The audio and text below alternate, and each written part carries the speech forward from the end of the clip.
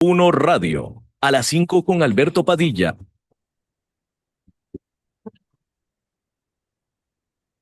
Hola, ¿qué tal? Saludos, bienvenidos a esta emisión de A las 5 con su servidor Alberto Padilla. Muchísimas gracias por estarnos acompañando.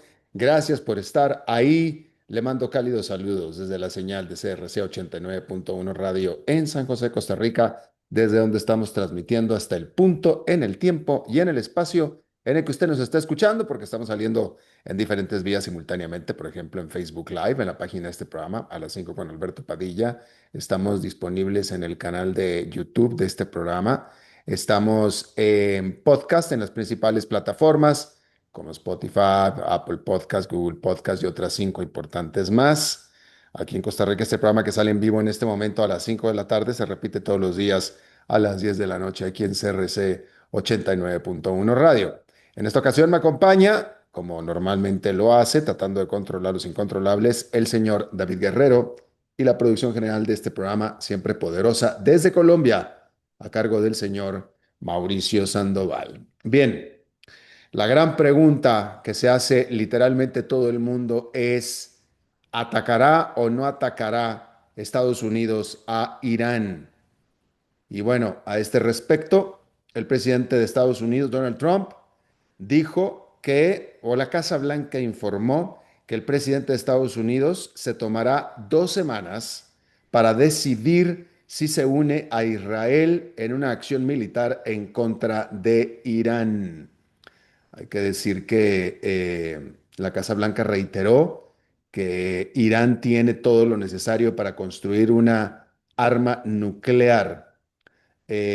Más temprano, un ataque de Irán semidestruyó a un hospital en la parte sur de Israel.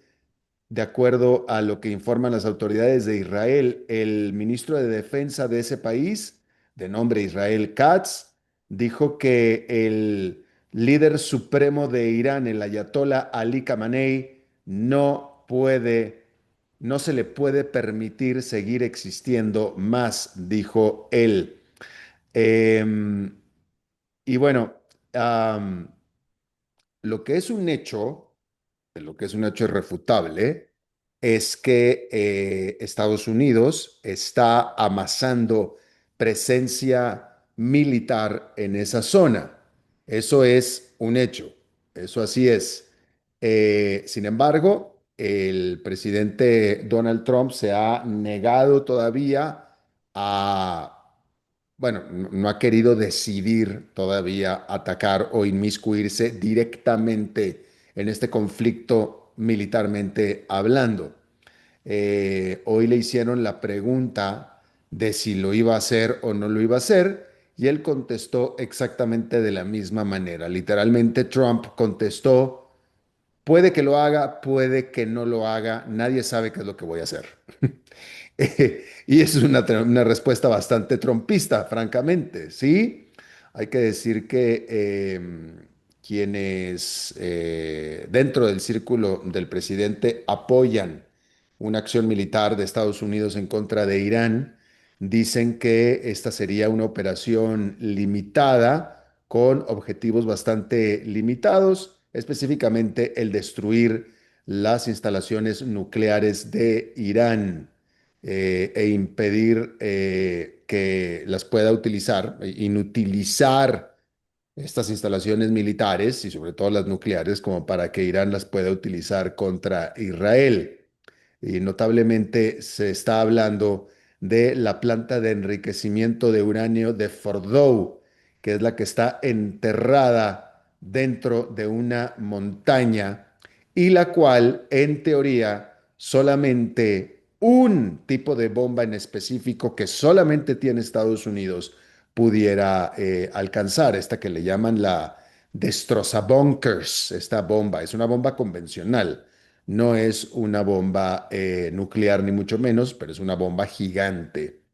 Eh, y solamente puede ser lanzada, solamente esta bomba, desde un avión bombardero del tipo B-2 de los Estados Unidos, nada más. Es decir, Israel no la puede lanzar, ¿sí? Yo en lo personal, y es la pregunta que le hice a nuestro invitado en la entrevista de anoche, de ayer, que yo se la recomiendo para que la vea, pues si ya saben que el corazón del programa nuclear de Irán y el centro neurológico de este programa es este de Fordow, de esta montaña, y ya se sabe que esta montaña está aislada, perdida en los adentros de Irán y que no está dentro de una población grande, un poblado, una ciudad, sino es una montaña en el cual claramente, de acuerdo a las fotografías que se han visto, las fotografías satelitales, pues es una montaña despoblada, literalmente despoblada. Bueno, pues simplemente ya lancen la bomba y se acabó. Es decir, todo parece indicar que el lanzar esta bomba gigante sobre esa montaña no causará mayores bajas civiles y probablemente muy pocas bajas militares. Bueno, pues ellos son militares. Digamos que viene todo militar sabe que puede en todo momento ser víctima laboral, ¿no? Profesional, pero no está en una ciudad. Entonces, yo no sé, esto es un cuestionamiento que yo en lo personal tengo. Bueno, pues si ya sabemos con todos esos elementos, pues lancen la bomba y ya, pues ya láncela y ya. Claramente, o sea, obviamente. Si estas instalaciones militares estuvieran, es más, déjeme se lo pongo de esta manera. ¿Qué tanto están bombardeando Teherán? ¿Qué tanto están bombardeando Teherán en el que efectivamente han estado pereciendo civiles? Porque estamos hablando de la ciudad de Teherán, una ciudad con alta densidad de población, que no me queda claro en lo personal qué tantas instalaciones nucleares o de enriquecimiento nuclear tenga Teherán, pero ciertamente la información que tenemos nosotros es que estas están fuera, o sea, que están fuera, ¿no? Entonces, ¿qué tanto están bombardeando Teherán? Simplemente lancen la bomba contra la montaña y listo, y se acabó.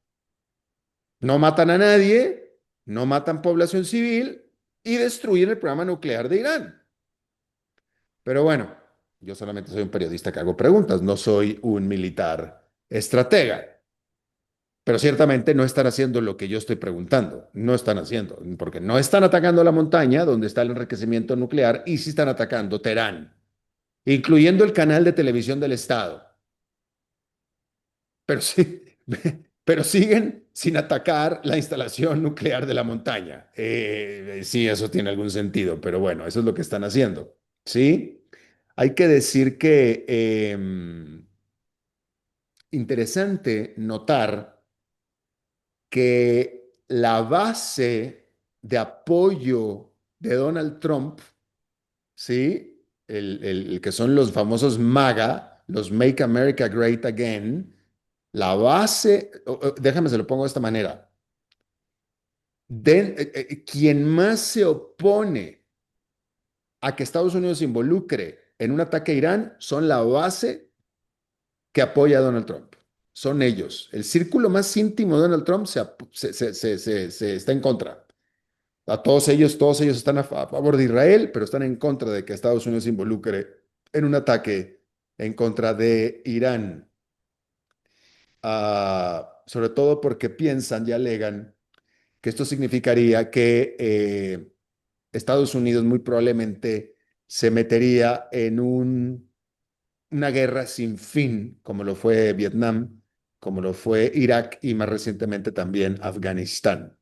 ¿Sí? Y por tanto, entonces, básicamente lo que sucedió es que Donald Trump anunció literalmente un periodo de 2 semanas para dar paso a la diplomacia y evitar un conflicto mayor. Eso es cuando menos la idea de Donald Trump. Mientras tanto, Irán e Israel se están dando con todo, se siguen dando con todo. Así es que ahí lo tiene usted. Bien, decir que el Parlamento de Finlandia votó para que este país se salga del acuerdo internacional, el cual le prohíbe, se había suscrito Finlandia a este acuerdo internacional para no usar minas personales, minas terrestres personales, ¿sí? Finlandia se suscribió en este acuerdo hace tiempo, pero ahora se está saliendo de este acuerdo. ¿Por qué? Porque quiere usar minas personales. ¿Por qué? Bueno, pues porque Finlandia resulta que tiene de vecino a un vecino muy incómodo, que es precisamente Rusia, y tiene una frontera de miles de kilómetros con Rusia. Y como usted sabe, Rusia se ha convertido en el peor vecino para tener, ¿verdad? En el vecino más incómodo para tener, porque Finlandia está viendo al otro lado de la propiedad de Rusia, al otro lado, ¿va? Que está ya no amedrentando, mucho menos molestando, invadiendo a los vecinos, en este caso Ucrania. Y entonces Finlandia dice, permítame, qué pena, pero yo tengo que tomar mis precauciones. Este famoso Tratado de Ottawa tiene más de 130 países signatarios. Sin embargo, resulta que Rusia no es uno de ellos, ¿sí? Y de hecho Rusia ha desplegado tal cantidad de minas dentro del territorio ucraniano que ha invadido que hoy ha hecho de Ucrania el país más minado del mundo, literalmente. Y entonces, pues bueno, Finlandia, que es un país bastante pacífico, este, a la voz de que queremos seguir siendo pacíficos y por eso es que queremos prevenir y evitar que Rusia se le ocurra cualquier cosa. Por cierto, también Finlandia acaba de adherirse por primera vez, no estaba, pero por primera vez se adhirió a la OTAN también, precisamente por todo lo anterior, ¿sí? Así es que ahí lo tiene usted. Por cierto, que el presidente de Ucrania, Volodymyr Zelensky, designó a el militar Gennady Shapovalov como el comandante supremo de las fuerzas terrestres después de que un mortífero ataque ruso sobre un campo de entrenamiento impulsara la renuncia de su antecesor. Este general brigadier Chapolov, previamente había servido como la liga con la OTAN en el Centro de Coordinación en Alemania. Mientras tanto, Ucrania y Rusia se intercambiaron prisioneros de guerra heridos en la última capítulo de estos intercambios dentro del único acuerdo al que llegaron las negociaciones de paz que se hicieron en Turquía y en lo único que pudieron acordar es en intercambiarse prisioneros de guerra. Así es que ahí lo tiene usted. Por cierto, ya que estamos hablando de Rusia, este país, Rusia, la economía, se encuentra al borde de la recesión. Y esto lo dijo que lo diga un experto es siempre, no es buena noticia, ¿no? Que un economista, un analista, un observador, por más experto que sea, pero externo que diga que la economía de un país está al borde de recesión, pues siempre hay que poner la atención, ¿no? Pero cuando el que lo dice el propio ministro de Finanzas del país, ahí ya la preocupación es mayor. Y esta declaración la hizo nadie menos que el ministro de Economía de Rusia, Maxim Rushentikov. Hay que decir que entre julio del 2023 y octubre del 2024, el Banco Central de Rusia aumentó las tasas de interés del 7,5% al 21% para tratar de controlar la galopante inflación, la cual fue catapultada por el vasto gasto de guerra. Bueno, pues este mes el Banco Central de Rusia, preocupada porque el crecimiento económico se ha estancado, recortó las tasas de interés al 20%. Decir que a este respecto, el ministro Resnikov dijo que la economía de Rusia se está enfriando.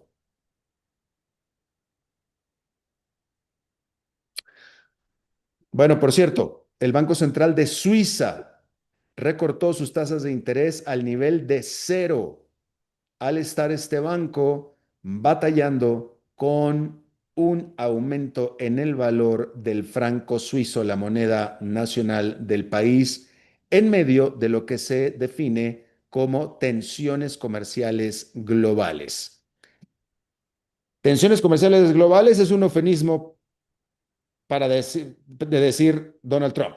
Es Donald Trump. Y lo hemos hablado aquí muchísimo. ¿Sí? Estas tensiones globales comerciales, estas tensiones globales comerciales no existían antes de que llegara Donald Trump al poder. Llega Donald Trump al poder, ahora existen estas tensiones comerciales globales, las cuales, como podemos ver, afectan a todo el mundo, incluyendo al propio Estados Unidos. Como yo lo he reiterado, se entendería si todo el planeta se afectara y no Estados Unidos. Y uno diría, bueno, Donald Trump tiene que hacer lo que tiene que hacer, pero no, se está llevando parejo a todo el mundo aquí. Hay que decir que el Banco Central de Suiza indicó que estaría dispuesto a ajustar las tasas aún más todavía y las ajustó al 0%. ¿eh? Hay que decir al respecto también que el Banco Central de Noruega, de manera inesperada, recortó sus tasas del 4,5 al 4,25%, mientras que el Banco Central de Inglaterra las mantuvo sin cambios, como era ampliamente esperado. Lo mismo que hizo el Banco Central de los Estados Unidos este miércoles. Ahí lo tiene usted. Bien. Bueno, pues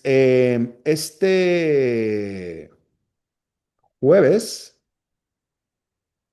este jueves,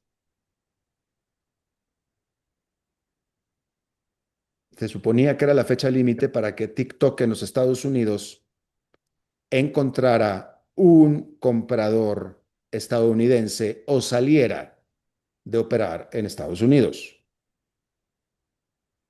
Bueno, el presidente Donald Trump le dio otro plazo más de 90 días para hacer lo propio a TikTok. Es la tercera vez que Donald Trump le extiende esta fecha límite a esta plataforma. Hay que decir que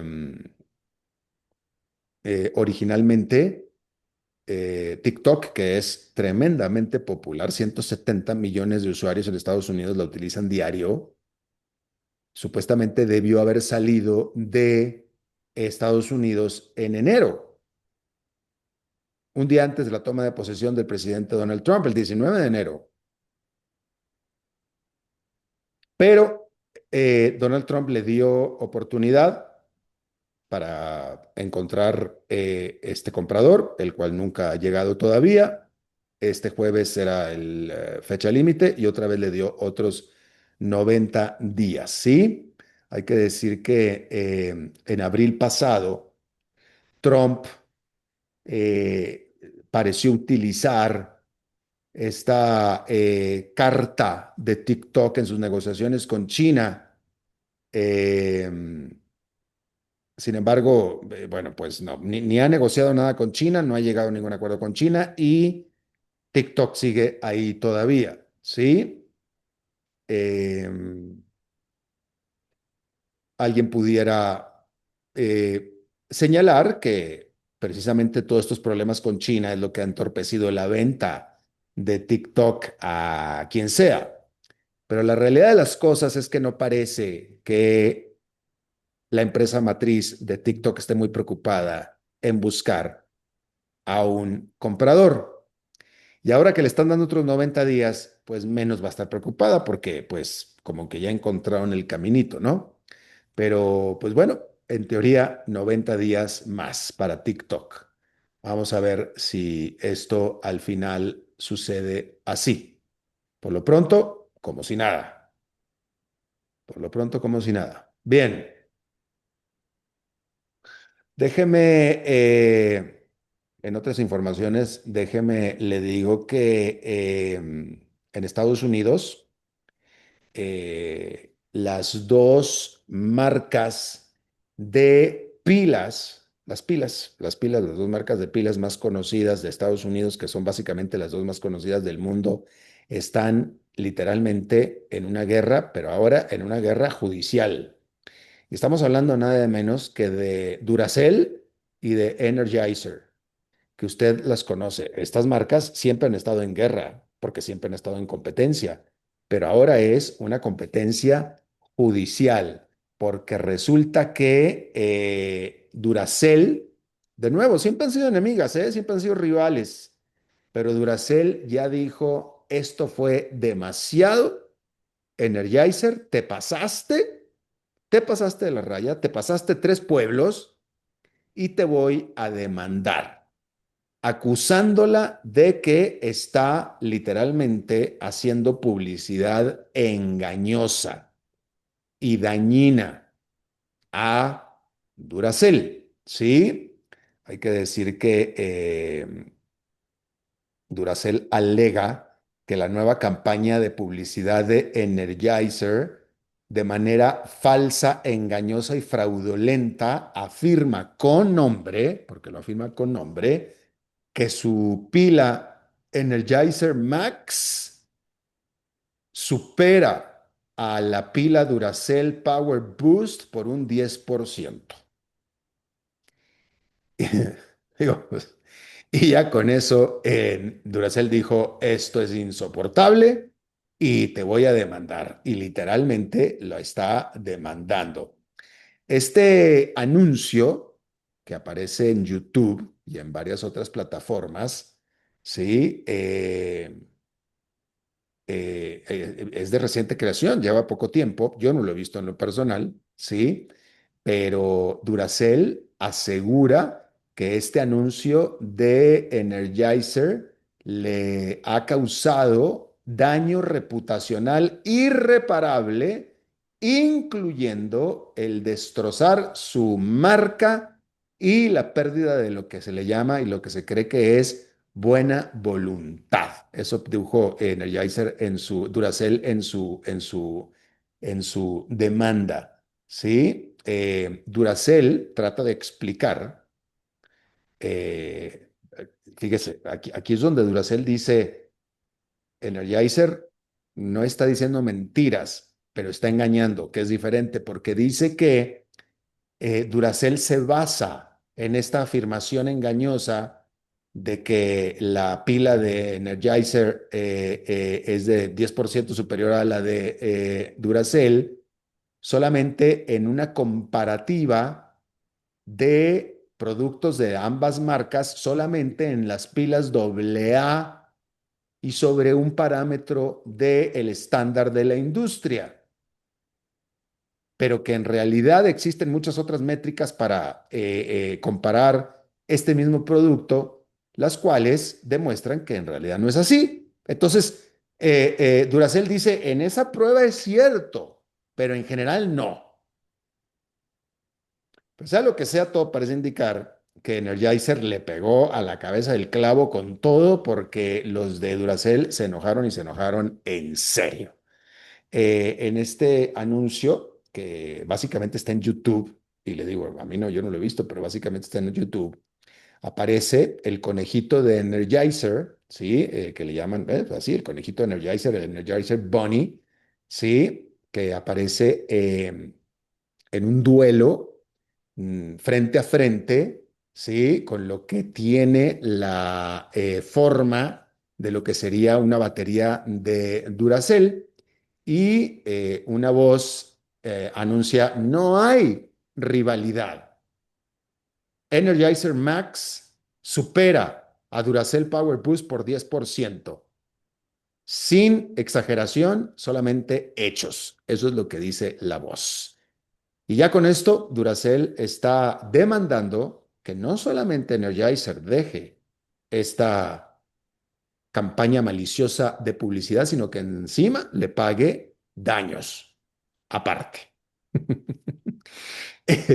Y bueno, con todo esto, Energizer no quiso comentar a la prensa, dijo que no hace comentarios sobre juicios que están abiertos. Y bueno, pues efectivamente, ahí está.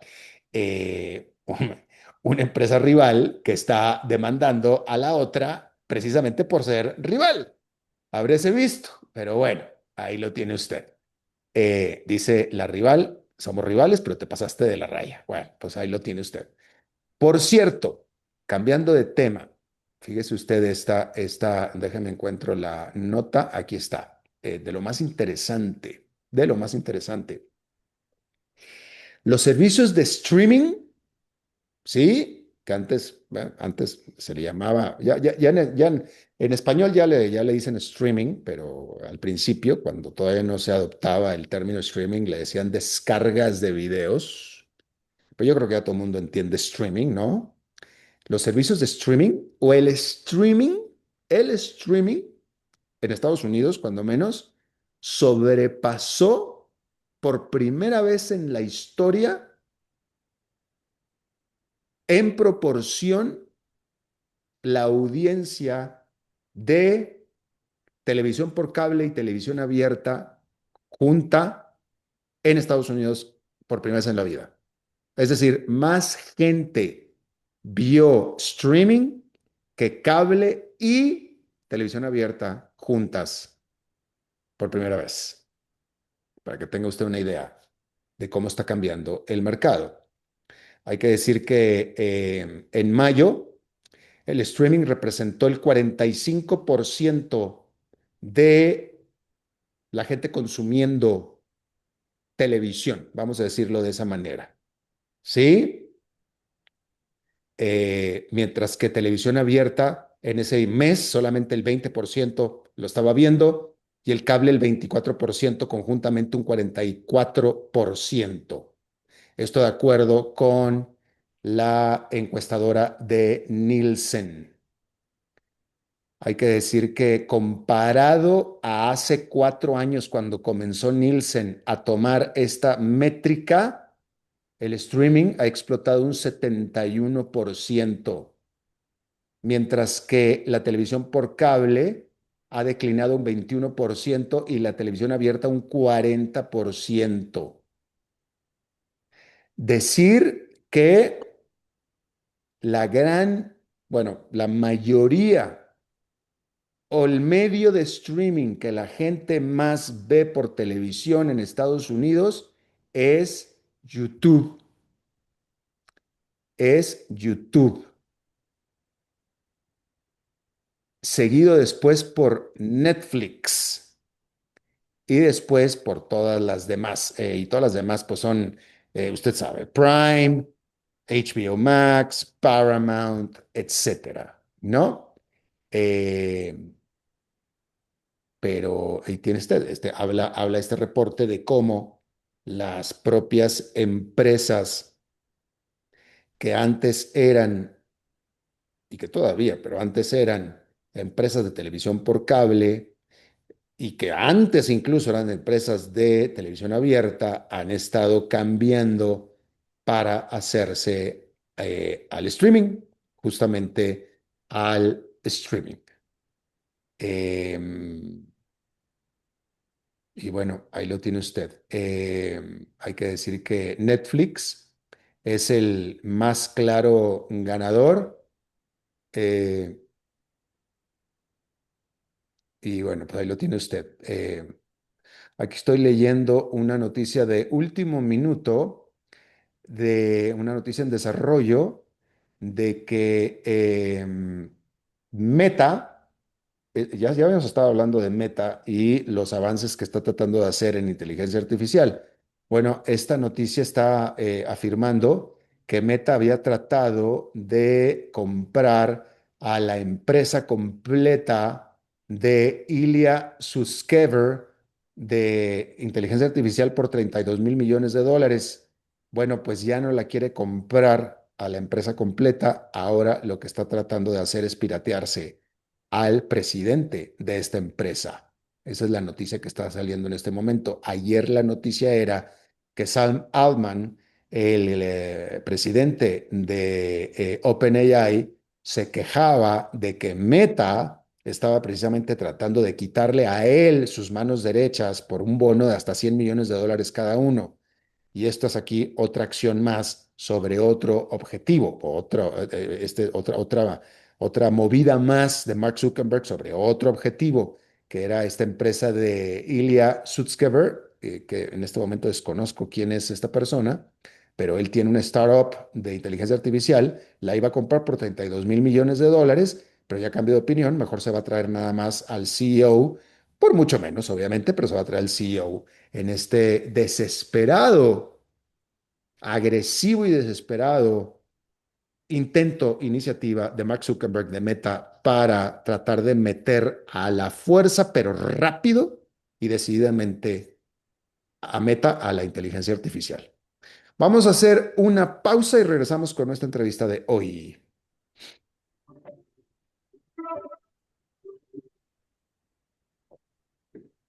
Continuamos escuchando a las 5 con Alberto Padilla.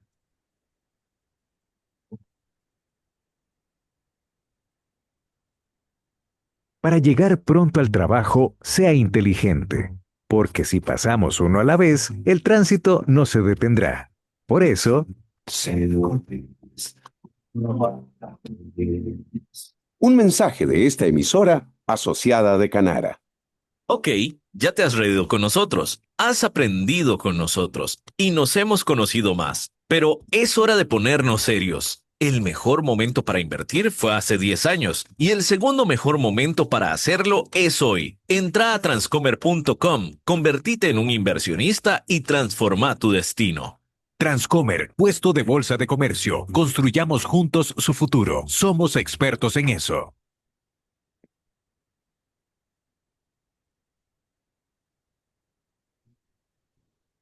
Regresamos a las 5 con Alberto Padilla por CRC 89.1 Radio. Muchísimas gracias por continuar con nosotros. Bien, este jueves, nada más hablando de este jueves, la noticia del mercado petrolero es que los precios del petróleo subieron este jueves alrededor de un 3% al continuar el conflicto, los ataques de Israel a Irán. Usted sabe que Irán no es tanto que sea que lo es, pero no es tanto la capacidad petrolera que tiene de Irán, pero más que nada, en todo caso, la capacidad que tiene de controlar el flujo petrolero de otros países y hasta ahora, efectivamente, el petróleo parece que ha estado subiendo desde que comenzó el conflicto, pero siempre la gran pregunta es qué va a suceder a este respecto, ¿no? Y bueno, vamos a dejar que nuestro invitado de hoy nos explique. Está con nosotros y le agradezco muchísimo. Gonzalo Monroy, él es experto en el área petrolera. Ahí, él fundó la firma GEMEC, donde ha asesorado a empresas nacionales e internacionales para participar en el nuevo mercado energético mexicano. Gonzalo, me da un gusto saludarte de nuevo. Alberto, qué gusto platicar contigo, qué gusto. Igualmente. ¿Qué reflexiones te da a ti la respuesta del mercado petrolero en esta casi una semana que lleva el conflicto entre Israel e Irán? Pues mira, principalmente hay que entender, yo creo que dos cosas muy importantes. Una, que realmente no se ha afectado en buena manera toda la infraestructura energética. Ujú. Gran parte de los ataques de Israel han sido a refinerías, han sido obviamente instalaciones militares y sí algunos incluso lugares civiles Eh, buscando, tratando de minar al liderazgo iraní. ¿Mencionaste refinerías, Gonzalo? Sí, es correcto, en refinerías en Irán, exactamente. Ha destruido Israel refinerías en Irán. Es Ya. correcto, Alberto. Y eso es importante porque en realidad hay que entender que el crudo de Irán es un crudo que está con sanciones, que sí efectivamente está en el mercado, pero digamos que en el mercado no formal, sino en el mercado de contrabando. Buena parte se va a China, otra buena parte se va incluso a la India, e incluso han utilizado crudo venezolano y también de los Urales, en este caso de Rusia, haciendo mezclados en alta mar, en aguas internacionales, para disfrazar su origen y con ello evitar algún tipo de sanciones. Sin embargo, este es un crudo que hay que decirlo, no está en el mercado, así que no afecta sustancialmente los precios. Hemos visto, como tú muy bien apuntabas, este control que tiene Irán, sobre todo en el estrecho de Hormuz, que es donde sale el 21%, o hay el tráfico de un 21% de todos los barriles que hay en el mundo, pasan por ahí. Y su control obviamente está en peligro. Obviamente los Estados Unidos se han movido y tienen ya dos portaaviones, no uno, sino dos portaaviones previendo ya sean ataques o bien para proteger a la infraestructura y con ello asegurar que los flujos no se incrementen. Lo que hemos visto ahorita, este levantón de precios de casi $12 en el precio internacional del petróleo, obedece sobre todo a la tensión geopolítica, querido Alberto. Ya veremos si es una cosa de corta duración de algunas cuantas semanas o si efectivamente llevan a Irán a un punto de no retorno donde empiece a ser, pues yo te diré que locuras que son todavía imposibles de poder cuantificar. Efectivamente, el petróleo está en su nivel más alto desde enero, no del año, porque en enero aparentemente hubo un nivel un poquito más alto, pero sí desde enero. Pero ¿tú estarías listo para afirmar que el mercado hasta ahora no se ha visto muy preocupado?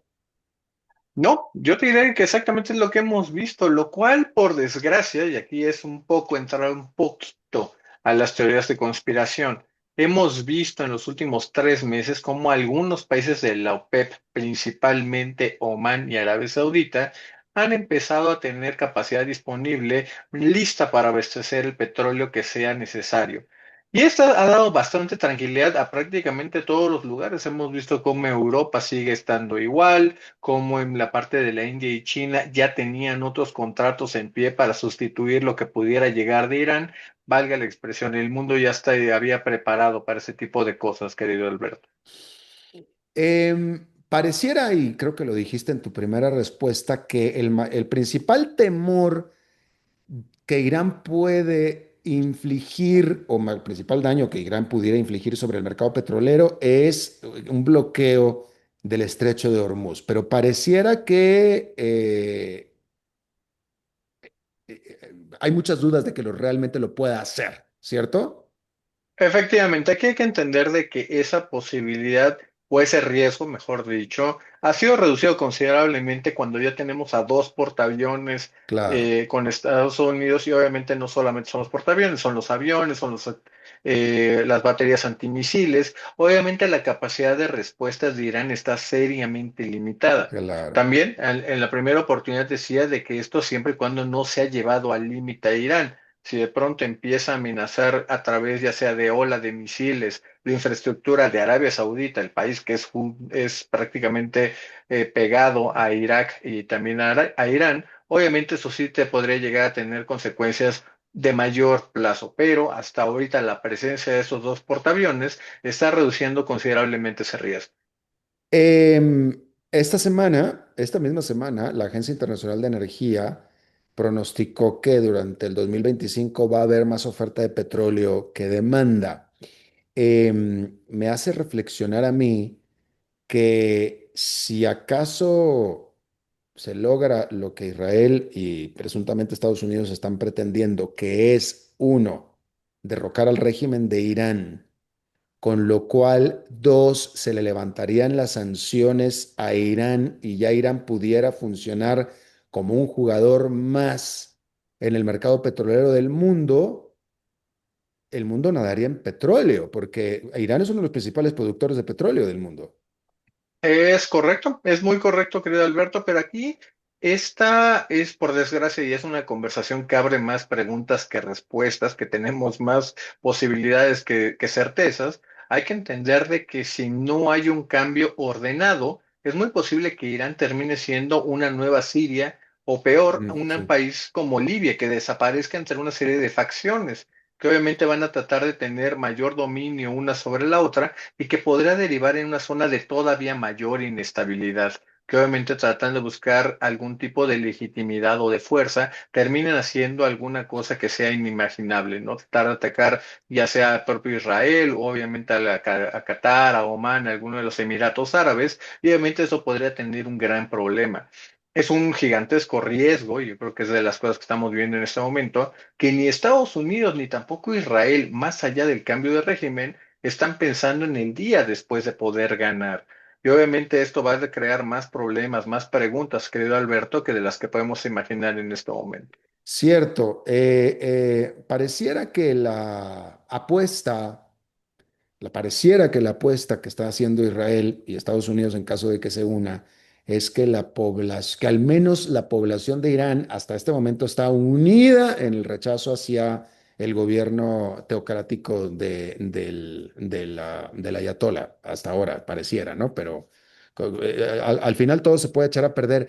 ¿Cuál sería la intención de Israel de estar atacando las instalaciones petroleras de Irán? Principalmente tratar de lograr dos cosas. Una, justamente lograr las condiciones para derrocar al régimen de los ayatolas, pero esto, por desgracia, y es algo que también hemos llegado a ver, querido Alberto, puede ser de que no se vaya justamente contra el régimen, sino que termine siendo una unificación contra una invasión o contra la interferencia extranjera.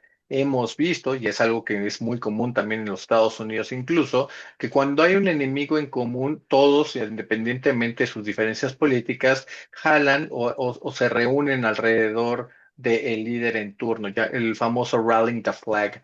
Este fenómeno también podría llegar a ocurrir en Irán y que en lugar de tener un régimen de los ayatolas que por sí ha sido malo, y es, hay que decirlo con todas sus letras, es un régimen opresor de las libertades, pues que podría llegar incluso a algo peor. El problema es de que ni Estados Unidos ni Israel han declarado que tienen un plan precisamente para evitar que esto suceda. Ok, parece ser que, o sea, tú estás subrayando, y digo subrayando porque es la segunda vez que lo mencionas, del riesgo de una inestabilidad duradera en aquella zona. ¿Qué efectos tendría esto sobre el mercado petrolero? Esa es una muy buena pregunta, porque aquí hay que entender de que gran parte del aparato militar, teocrático militar que tiene Irán, tiene vasos comunicantes con otras áreas, por ejemplo, con Hezbollah, con Hamas, obviamente con los saudíes que están en Yemen. Y esto obviamente lo que podremos llegar a ver es este fraccionamiento. Y si bien Israel ha hecho un gran trabajo en disminuir las capacidades de estos, hay que decirlo, terroristas de Hamas, de Hezbollah y de los saudíes, es imposible que puedan tratar de perseguirlos a cada uno de ellos. Esto eventualmente no tiene que ser ahorita, sino que eventualmente podría crecer una estabilidad de mediano y largo plazo, terminar viendo una guerra de guerrillas, no solamente en Irán, sino ahora simplemente dispersos por toda la región del Medio Oriente. Es importante la preservación del régimen de Irán, no como lo conocemos ahora, pero al menos que se mantenga como una unidad nacional para poder eventualmente negociar con ellos una paz duradera. Ya, déjame te reitero otra vez parte de la pregunta anterior. ¿Dónde estás viendo el mercado petrolero, los precios del petróleo en lo que resta de este año? ¿Mucha volatilidad? ¿Poca? ¿Hacia el alza? ¿Hacia baja? Yo te diría de que ahorita todo parece indicar que vamos a tener este rango, porque es un rango eventualmente de 65 a $75. Pues Ahorita estamos fuera del rango. lo mismo que hemos tenido, ¿no? No, justamente de hecho yo te diría de básicamente de marzo hasta ahorita, habíamos andado en el rango de 60 a 70, ese rango se ha elevado un Sí, poco, poquito. ahorita estamos fuera de rango con niveles cerca de los $80, pero en este caso la producción de los Estados Unidos sigue por arriba de los 12 millones de barriles diarios, Arabia Saudita produciendo más de 10 millones, Rusia aún con sanciones está colocando cerca de 9 millones de barriles en el mercado internacional. Y por el otro lado vemos otra producción emergente como la de Guyana, la de Brasil, incluso la de Kazajstán con el campo de Kashagan, que está haciendo grandes y importantes Eh, contribuciones. es- Esto es bien importante mencionarlo, Alberto, ya viene reconocido en el estudio de la Agencia Internacional de Energía que mencionabas al principio, donde sin ah, duda veremos grandes cambios a finales de esta década. claro, es que pareciera que el gran amortiguador es que hay mucho petróleo en el mundo.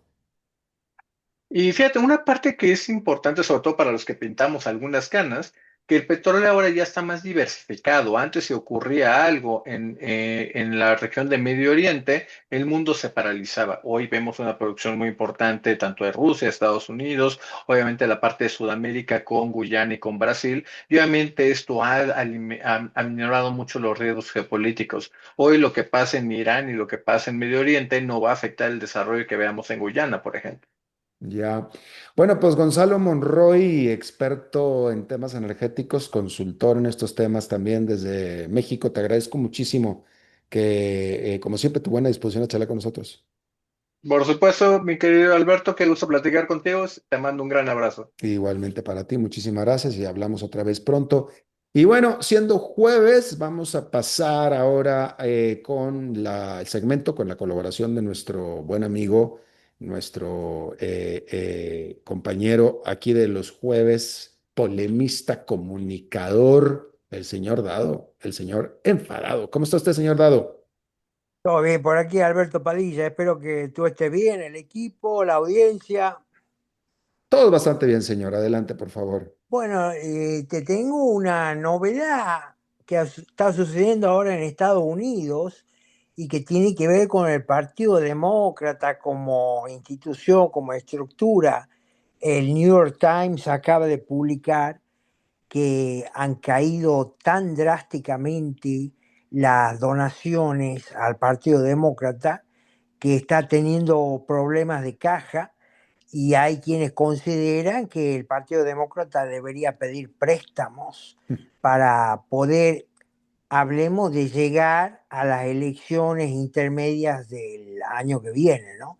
Entonces, el titular del Partido Demócrata, Ken Martin se llama, es un hombre que en estos momentos está teniendo que navegar por aguas turbulentas porque, bueno, hay mucha pelea interna dentro del Partido Demócrata que está agravando, digamos, esta situación de falta de dinero para seguir teniendo lubricadas las cuentas partidarias. Si a eso lo sumamos que encuestas recientes le dan a los líderes del Partido Demócrata en el Congreso un respaldo del 24 o 25%. Esto es algo que no augura buenos días para los demócratas, por lo menos en el futuro inmediato. Y bueno, el otro tema que estamos siguiendo, Alberto, vos sabes muy bien, es esto que tú también has abordado en la apertura, la guerra entre Israel e Irán y una polémica que se formó acá en Estados Unidos en lo que se puede llamar la base o por lo menos los influencers del Partido Demócrata y más por específicamente el movimiento llamado MAGA, ¿no? Que hay aparentemente solamente una minoría que está de acuerdo que Estados Unidos se involucre eventualmente en una guerra con Irán, ¿no? Eh, Trump ha respondido diciendo que, bueno, parece que Irán es el que quiere acercarse a Estados Unidos para negociar, le ha dado o se ha dado un plazo de 2 semanas para determinar si efectivamente Estados Unidos va a atacar a Irán o todo lo contrario. Bueno, yo creo que son 2 semanas que implícitamente Estados Unidos le está dando a su aliado a Israel para que termine de destruir al régimen que, bueno, dadas las circunstancias, las noticias que llegan de la región, los anuncios que está haciendo el hijo del Shah de Irán en el exilio, bueno, dan cuenta de que todo está derrumbando muy rápidamente. Eh, Dicen los que saben que es cuestión de horas, sino de días, para que Israel termine eliminando a la Ayatollah Khamenei, Pero bueno, mi pregunta siempre ha sido en todo esto, Bolonqui, eh, ¿cómo sabemos que una caída del régimen no va a dar lugar a una lucha de facciones por el poder, por el gobierno? Eh, Tengamos en cuenta que están los kurdos iraníes, por ejemplo, facciones obviamente disidentes, ¿no? Facciones de la oposición. Están los kurdos iraníes que, bueno, nadie te garantiza que alguno de ellos no va a empezar a reclamar o reivindicar territorio propio luego de la eventual caída del régimen, ¿no? Yo lo que estoy viendo es que hay toda una operación de prensa, vamos a ponerle así entre comillas, liderada por el ya en el exilio, eh, que claramente ellos te dicen, bueno, nosotros ya tenemos un plan para lo que va a ser, digamos, el día después de la caída del régimen, la transición, etcétera, etcétera, ¿no? Pero bueno, mi duda está ahí, no soy un conocedor total de la situación en Irán, pero bueno, sí tengo información en el sentido de que hay facciones disidentes que, bueno, están esperando eh, el momento justo para empezar a reclamar su parte, digamos, en todo este bolonqui, ¿no? Pero usted, ¿cómo ve a Donald Trump? ¿Usted ve a Donald Trump decidido a entrar a ayudar a Israel o a eliminar a Irán o no, no tanto? Bueno, la ayuda a Israel siempre estuvo básicamente con la provisión de armamentos, con el despliegue logístico de equipos militares, siempre estuvo, eso es indudable. El tema es que Donald Trump, a mí me da la sensación que él está desarrollando, digamos, lo que esta gente acá llaman ajedrez tridimensional, ¿no? Entonces él, como en su momento, él dio el mensaje de que se oponía a que Israel, digamos, atacara a Irán, esto fue la semana pasada, y eso parece que aflojó la defensa de Irán, creyendo que Israel no iba a atacar, pero al final dio el visto bueno para que Israel atacara, que lo empezó a hacer el viernes pasado, ¿no?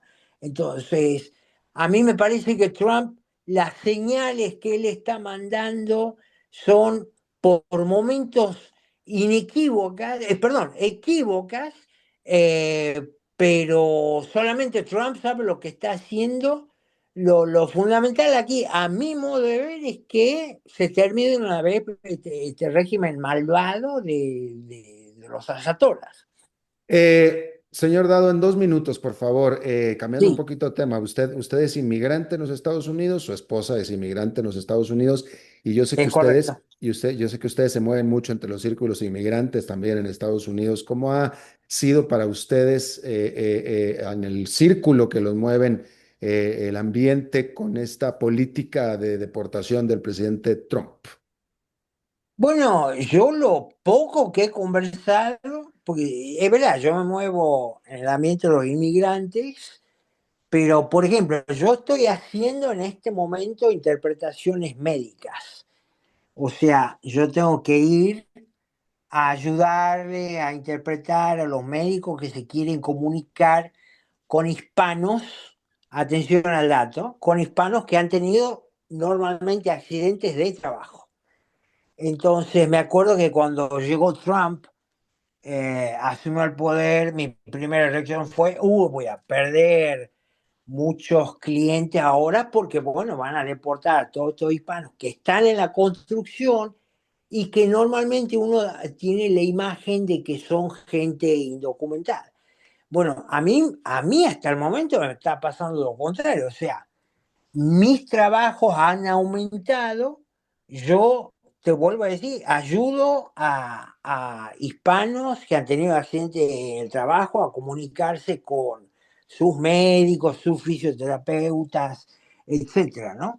Entonces, la reflexión que a mí me queda es que hay gente que está hace más de 10 años acá que ha tenido la inteligencia de moverse para regularizar mínimamente su situación y no ser un ilegal.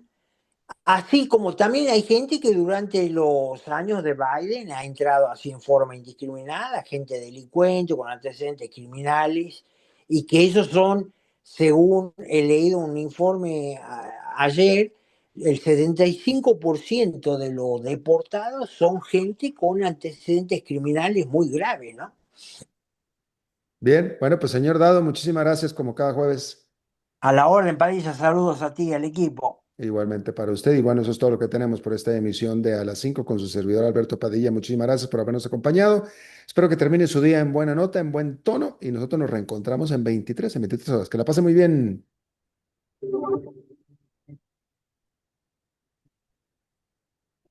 Concluye A las 5 con Alberto Padilla, un programa diseñado con el objetivo de llevarte diariamente un tema de actualidad, acompañado siempre de reconocidos editorialistas, de lunes a viernes a las 5 de la tarde por CRC 89.1 Radio. A las 5 con Alberto Padilla.